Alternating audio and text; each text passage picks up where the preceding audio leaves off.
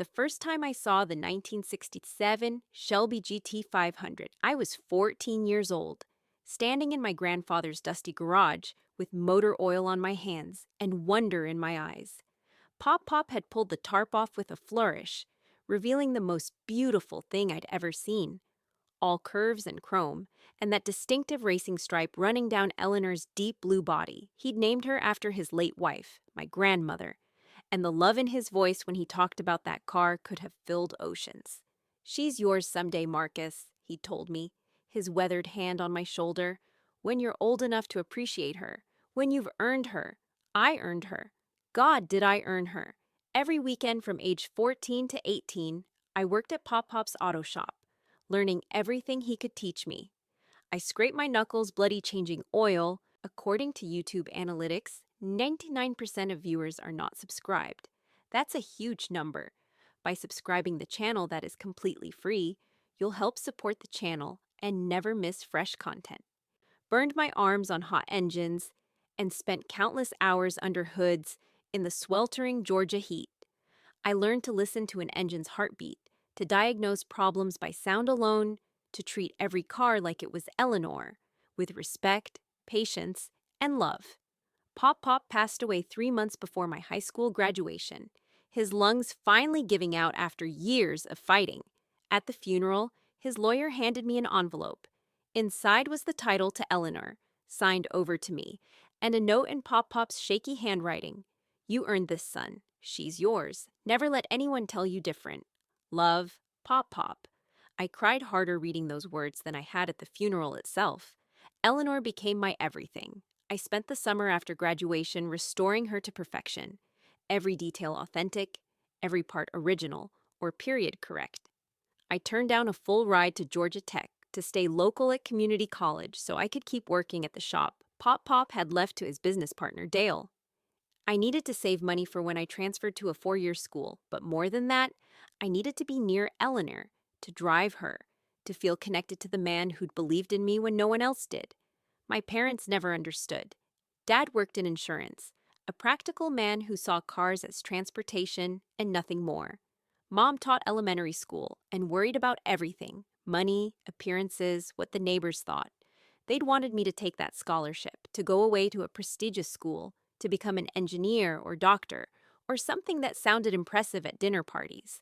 And then there was Vanessa. My sister was 2 years younger than me, and from the moment she learned to talk, she'd perfected the art of getting everything she wanted. She was the golden child, pretty, charming, academically gifted without trying. Where I'd had to work for every B, Vanessa pulled straight A's while barely opening a textbook. Where I'd scraped and saved for everything I owned, Vanessa got her first car at 16, a brand new Honda Civic that Dad bought her for safety. I never begrudged her success. I loved my sister, even when she was insufferable. But there was always this undercurrent in our family, this unspoken hierarchy, where Vanessa's wants outweighed my needs. The summer before Vanessa's senior year of high school, my second year of community college, everything changed. Vanessa had always been interested in photography, but suddenly it became an obsession. She declared she was going to NYU's Tisch School of the Arts, one of the most expensive schools in the country. She needed a portfolio, she announced at Sunday dinner, and not just any portfolio. She needed to travel, to capture authentic human experiences, to show the admissions board that she was serious about art. "I want to do a road trip," she said, her eyes bright with excitement. "Cross country, California, Arizona, New Mexico, Texas, all the places with real American stories. I need 3 months and about $15,000 for equipment, travel, lodging, and expenses." I nearly choked on my pot roast. $15,000? Mom and Dad exchanged glances, and I saw the calculation happening in real time. They'd already committed to paying for most of Vanessa's college. She'd applied early decision to NYU, betting everything on getting in. If she did, tuition alone would be $60,000 a year. "Honey, that's a lot of money," Mom said carefully. "I know," Vanessa said, "but this is my dream. This is everything I've been working toward. And you always said we should pursue our passions, right?" The manipulation was textbook Vanessa, and it worked like a charm. Within a week, they'd agreed to find the money somehow. I didn't think much of it. I was busy with summer classes and pulling double shifts at the shop. Dale had made me assistant manager, and I was saving aggressively for when I transferred to finish my mechanical engineering degree. I should have paid more attention. It was a Saturday morning in July when I came home from an early shift to find Dad in the driveway, photographing Eleanor from every angle with his phone. My stomach dropped. Dad? What are you doing? He jumped, guilt flashing across his face before he composed himself into that expression he used when he'd already made a decision and didn't want to argue about it.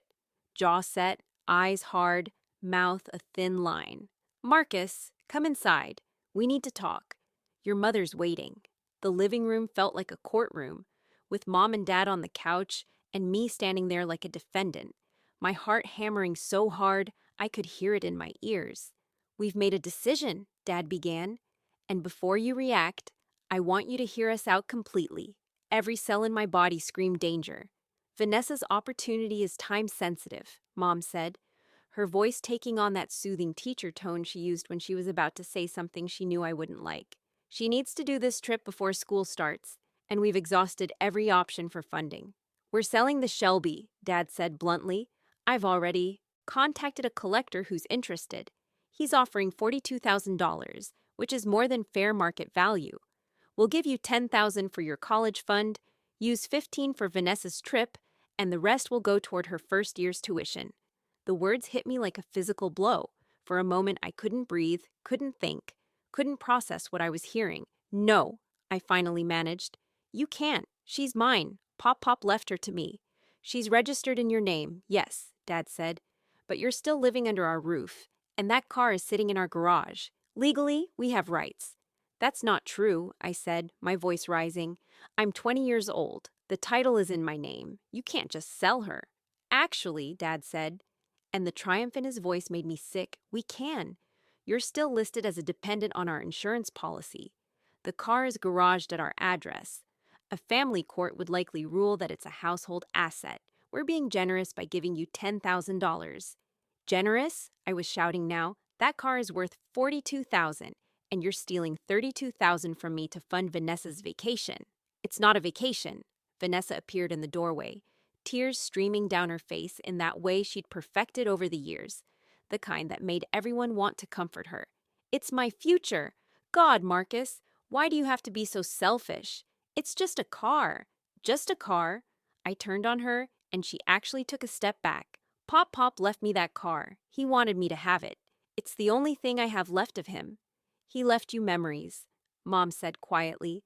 Those can't be taken away. But you're taking the car. I was shaking now, rage and grief and disbelief churning in my gut. We need you to sign these papers, Dad said, pulling out a folder. Transfer of ownership. We're selling it tomorrow morning. I won't sign anything. Then we'll pursue legal action, Dad said coldly. And that will be expensive for everyone involved, Marcus. Think about your future. $10,000 is a good amount for your college fund. Don't throw away your education over a car. Over a car, I repeated, and I felt something break inside me. That's all she is to you, all she'll ever be. You don't understand. You never understood. What we understand, Dad said, is that Vanessa has a real chance at something special, and you're being asked to help your sister. Family helps family. I looked at my mother, hoping for support, for understanding, for something. She wouldn't meet my eyes. I need to think, I said. You have until tomorrow morning, Dad replied. The buyer is coming at 9. I didn't sleep that night. I sat in Eleanor's driver's seat in the garage, my hands on her steering wheel, and I cried.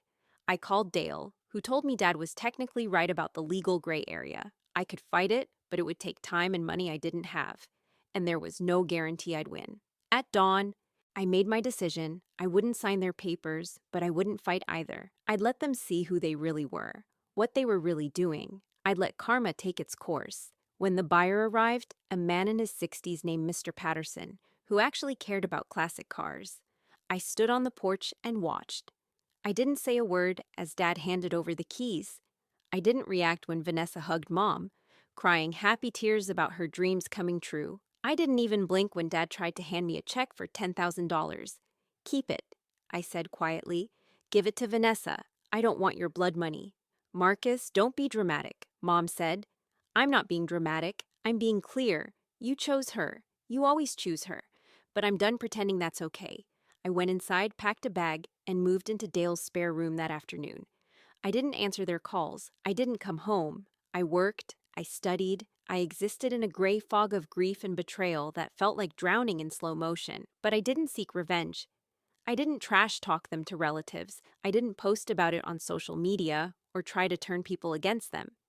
I simply removed myself from their orbit and focused on rebuilding my life without them. 2 weeks later, Vanessa left for her cross-country photography adventure, posting glossy photos from every state, sunsets over deserts, diners in small towns, portraits of interesting strangers. She tagged every photo with inspirational quotes about following your dreams and thanking the best parents in the world for believing in me. The comments were full of people praising her talent, her courage, her vision. No one knew how she'd funded the trip. No one knew what it had cost. Summer faded into fall. I transferred to Georgia State University, taking out loans to cover what my savings couldn't. I worked 30 hours a week at the shop and carried a full course load. I was exhausted constantly, but I was free. I was away from the toxicity, from the favoritism, from the constant feeling that I mattered less. Vanessa got into NYU. The acceptance letter came in December, and Mom called me 12 times to share the news. I finally answered on the 13th call. I'm happy for her, I said, and I meant it. I wasn't going to let their choices turn me bitter. Tell her congratulations. Will you come to her graduation party? Mom asked. Please, Marcus. She's your sister. We're still your family. I'll think about it, I said, and hung up. I didn't go to the party. I sent a card with a $50 bookstore gift card and a note. Congratulations on NYU. Wishing you all the best. Marcus. Life continued. I dated a girl named Sarah from my thermodynamics class. I got promoted to lead mechanic at the shop. I made the dean's list. I learned to go days without thinking about Eleanor, though I still dreamed about her sometimes. Dreams where Pop Pop was alive and we were working on her together, his laugh echoing in the garage. And then, in March of Vanessa's freshman year at NYU, the first crack appeared. She called me, crying, real crying this time, not the manipulative kind. Marcus, I messed up. I messed up so bad. What happened? My roommate, we were at a party and someone had drugs, and she got caught with them, and now our whole suite is under investigation. They're threatening to expel all of us, and I didn't even do anything. Did you talk to a lawyer? Mom and Dad hired one, but he's expensive, and they're freaking out about money. Marcus, what if I get expelled? What if NYU puts this on my record? I won't be able to transfer anywhere good. In the end, she wasn't expelled, but the lawyer cost $12,000, and NYU put her on academic probation. She had to switch dorms, lost her scholarship eligibility, and spent the rest of the semester paranoid and miserable. I felt bad for her. Despite everything, she was still my sister. But I didn't offer to help financially. I couldn't, and more importantly, I wouldn't. That wasn't my job anymore. 2 months later, the second crack appeared. Vanessa's photography professor, the one she'd idolized, the one whose recommendation had helped her get in, was fired for plagiarizing his students' work. He'd been submitting their photos to competitions under his own name, winning prizes and grants, building his reputation on their talent. Vanessa discovered that 3 of her photos, ones she'd taken on that cross-country trip, had won him a $5,000 grant. He'd never credited her. He'd never paid her. He'd just stolen her work and passed it off as his own. The irony wasn't lost on me. She'd built her dreams on something stolen from me, and now her dreams were built on stolen work. Karma was starting to whisper. She sued him, along with 4 other students. The case dragged on for months, costing more in legal fees, draining Mom and Dad's savings account, and taking a psychological toll on Vanessa. She became withdrawn, suspicious, unable to trust anyone in her program. Her grades slipped, her portfolio suffered. By sophomore year, Vanessa was a shadow of the bright, confident girl who'd left for New York. She'd switched majors twice, unable to find her footing. She'd lost interest in photography, too traumatized by the plagiarism scandal to pursue it seriously. She was spending $60,000 a year to be miserable. Meanwhile, I was thriving. I'd graduated with honors, landed a job with a specialty restoration shop that worked on classic cars, and I was making good money, enough to start saving seriously. Sarah and I had broken up amicably when she took a job in California, but I was dating again, taking my time, focusing on building the life I wanted. Then came November of Vanessa's sophomore year, and karma finally roared. Dad called me at work, his voice shaking. Marcus, I need you to come to the house. Now, it's important. I almost said no, but something in his voice stopped me. This wasn't anger or manipulation. This was fear. I drove over after my shift, my stomach tight with apprehension. The house looked the same from outside, but inside, everything had changed. Mom was sitting at the kitchen table, her eyes red and swollen. Dad was pacing, and Vanessa was curled up on the couch, looking smaller than I'd ever seen her. "What's going on?" I asked. "I made a mistake," Dad said. "A big one. At work, I've been borrowing from client accounts to cover expenses. Vanessa's tuition, the lawyers, everything. I was going to pay it back. I swear I was. But someone audited the books and found the discrepancies. The floor dropped out from under me. "You committed fraud?" "I was going to pay it back." Dad's voice cracked. "But everything cost more than we planned, and I kept thinking I'd catch up. And then I didn't. And now they're pressing charges. I'm going to lose my license. We might lose the house. Marcus, I'm going to prison." I should have felt satisfaction. I should have felt vindicated. Instead, I just felt hollow. "How much did you steal?" $47,000. The exact amount they'd gotten from selling Eleanor, plus 5,000 more. "Why are you telling me this?" I asked. Mom looked up, and I saw something I'd never seen in her face before. Genuine remorse. "Because we're sorry, because you were right. Because we destroyed this family for money, and now it's destroying us, and we need you to forgive us before everything falls apart." "You need me to forgive you," I repeated slowly. "You took the only thing I had left of Pop Pop, gave it to Vanessa to fund a dream that turned into a nightmare, and now that your choices have consequences, you want absolution?" "Please," Mom whispered. "Please, Marcus. We know we were wrong. We know we hurt you. But you're our son, and we need you." I looked at Vanessa, who hadn't said a word. "And you? What do you need?" She met my eyes for the first time, and I saw genuine guilt there. "I need to say I'm sorry. I was selfish. I knew how much that car meant to you, and I didn't care because I wanted what I wanted. And I've paid for it, Marcus. Everything I built on that trip, everything I thought would be my future. It's all gone. The professor stole my work. My dreams died. And knowing it started with me stealing from you, I can't escape it. I can't stop thinking that I deserve everything that's happened. You don't deserve all of this," I said quietly. "Nobody deserves all of this, but actions have consequence. Choices ripple outward. You all made choices, and now you're living with them." "So you won't forgive us?" Dad asked. I didn't say that. I pulled out a chair and sat down, suddenly exhausted. "I forgive you, not because you asked or because you're suffering, but because holding on to anger is like drinking poison and expecting someone else to die. I forgive you because Pop Pop would want me to, because he taught me that being a good man means being better than the circumstances that test you." Mom started crying again, but I held up my hand. "But forgiveness doesn't mean trust. It doesn't mean going back to how things were. You proved that, when it comes down to it, I'm not a priority. I can forgive that, but I can't forget it. So I'll be here as much as I can be, but I'm not going to fix this for you. This is your consequence to face." Dad's trial happened in February. He was sentenced to 18 months in prison and ordered to pay full restitution. They lost the house. Mom moved into a small apartment and took a second job tutoring to make ends meet. Vanessa dropped out of NYU. They couldn't afford it anymore, and her probation status made transferring difficult. She moved back to Georgia, enrolled in community college, and got a job at a coffee shop. I helped where I could.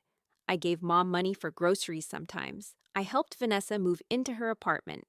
I visited Dad twice in prison, stilted conversations where we talked about nothing important and avoided everything that mattered. But I also maintained my boundaries. I didn't move back home. I didn't take on their financial burdens.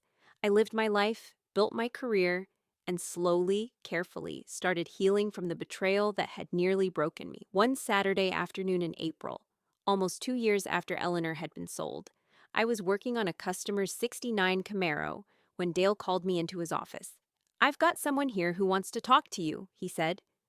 I walked into the office, wiping grease from my hands, and stopped dead. Mr. Patterson was sitting in the chair across from Dale's desk, looking older than I remembered, but with kind eyes behind wire-rimmed glasses. "Marcus," he said, standing to shake my hand, "I've been looking for you. Mr. Patterson, is something wrong with Eleanor?" "Nothing's wrong with the car," he said. "She's perfect. You did beautiful work on her, but I've been thinking about the day I bought her, about the way you looked when I drove away. Your father told me you were fine with the sale, that you'd moved on from classic cars. But I saw your face, son. That wasn't someone who'd moved on. That was someone whose heart was breaking." I didn't know what to say. The memory of that day still hurt, a bruise that had never quite healed. "I did some research," Mr. Patterson continued. "Asked around at car shows, talked to Dale here. I found out the whole story, about your grandfather, about the restoration work, about what really happened. And I've been wrestling with something ever since." He pulled an envelope from his jacket pocket and handed it to me. "I'm 73 years old, Marcus. I've got 3 children, and not one of them gives a damn about classic cars. They're just waiting for me to die so they can auction off my collection and split the money. That car means nothing to them, but it meant everything to you." I opened the envelope with shaking hands. Inside was the title to Eleanor, signed over to me, and a letter. The letter read, "Marcus, I've owned many cars in my life, but none with a story like Eleanor's. Your grandfather left her to someone who would love her the way he did. And that's you, not me. I've enjoyed caring for her these past 2 years, but she was never really mine. She was always yours. Consider this a loan returned. No payment necessary. She's coming home. William Patterson." I couldn't speak. Tears were streaming down my face, and I didn't even try to hide them. "She's in my trailer outside," Mr. Patterson said softly. "Freshly detailed, full tank of gas, ready to go home where she belongs. Your grandfather was right about you, Marcus. You earned her, and no one should be able to take from you what you've earned." I drove Eleanor home that evening, my hands steady on the wheel, my heart full for the first time in 2 years. Dale had helped me move into a small house with a garage the month before, and when I pulled her in and closed the door behind us, I sat in the driver's seat and let myself feel everything. The grief, the joy, the gratitude, the vindication. Karma hadn't been cruel or vengeful. It had simply been honest.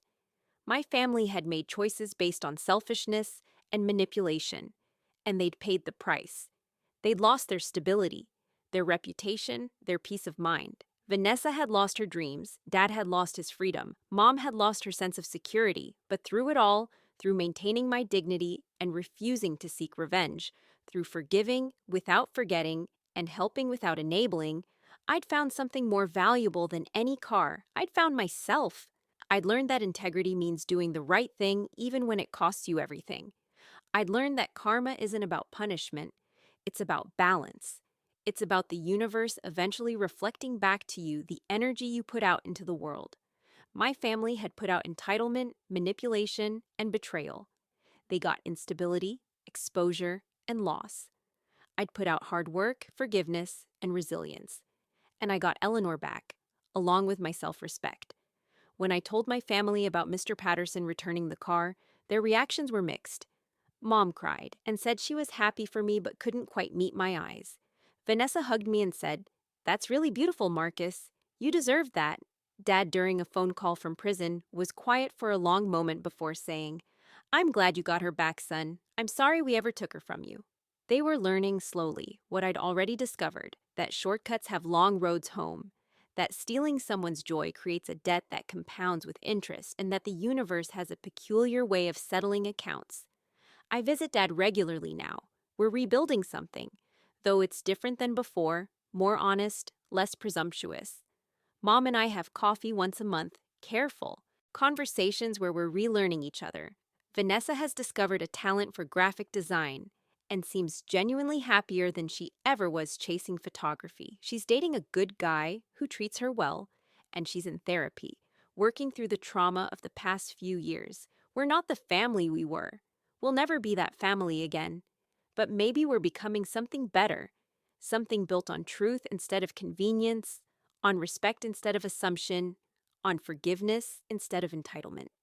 Last weekend, I took Eleanor out to Pop Pop's grave. I parked her on the grass nearby and sat against her headstone, telling him everything that had happened. I told him about the betrayal and the redemption, about the price of karma and the gift of grace. I told him that I understood now what he'd meant when he said I had to earn her, not through labor alone, but through character, through the kind of person I chose to be when tested. The sun was setting, painting Eleanor's blue body in shades of gold and fire, and I swear I felt Pop Pop there with me, his hand on my shoulder, his pride warming me like summer sunshine. "I kept her safe," I whispered, "just like you asked, and she came home."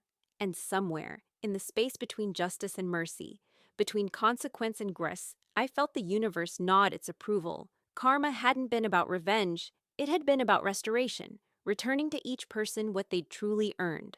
My family had earned their reckoning, and I had earned Eleanor back, along with something far more precious: the unshakable knowledge that I was exactly the man Pop Pop had believed I could be.